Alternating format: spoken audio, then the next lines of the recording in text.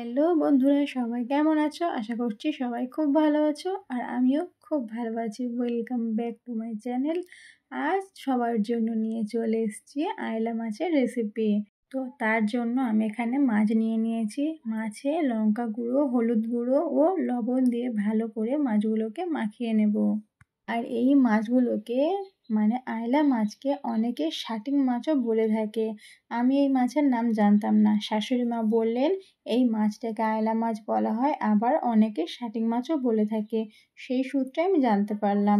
রান্নাটা করব আমি আলু দিয়ে। তার জন্য কিছুটা আলু লম্বা লম্বা করে কেটে সেটা আগে থেকে একটু সিদ্ধ করে রেখেছিলাম।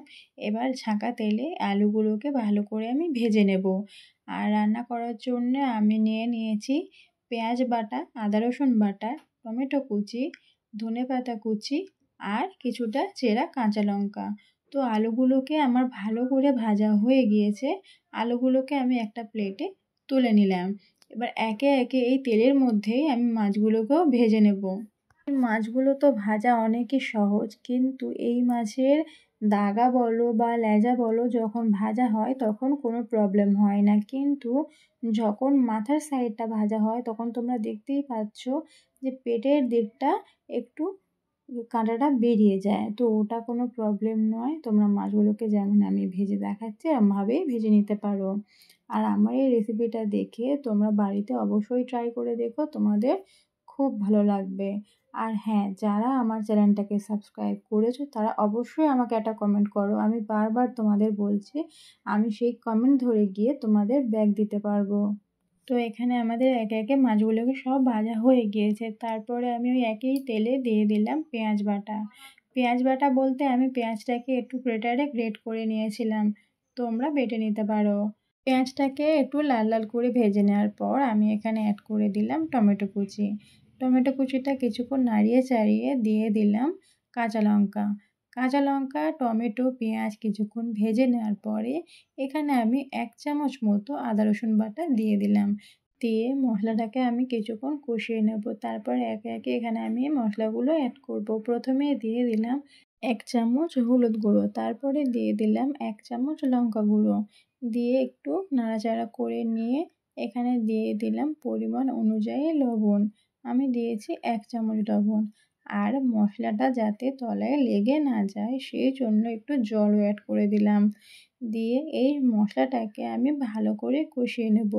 আর আগে থেকে যে আলুটা আমি ভেজে রেখেছিলাম সেই আলুটাও আমি এখানে অ্যাড করে দিলাম। দিয়ে আলু আর মশলা একসঙ্গে ভালো করে আমি কষিয়ে নেব।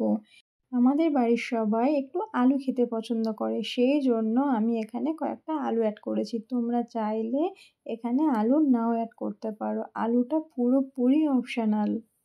আর আমার এই রেসিপিটা কে কোথা থেকে দেখছো অবশ্যই কিন্তু আমাকে কমেন্ট করে জানিও। তো আমার এই রান্নাটা পুরোপুরি কষানো হয়ে গিয়েছে, এখানে জল অ্যাড করে দিলাম। আর আমি এখানে বেশি জল দিলাম না, কারণ আলুটা আগে থেকে একটু সিদ্ধ করা ছিল, সেই জন্য এখানে বেশি জল লাগবে না। তারপরে ঝোলটা একটু ফুটে এলে আমি এখানে একে একে মাছগুলোকেও অ্যাড করে দেব। মাছগুলোকে দিয়ে হালকা কিছুক্ষণ একটু ফুটিয়ে নিলেই রান্নাটা পুরোপুরি রেডি হয়ে যাবে। তো দেখো আমাদের ঝোল ফুটতে শুরু করে দিয়েছে।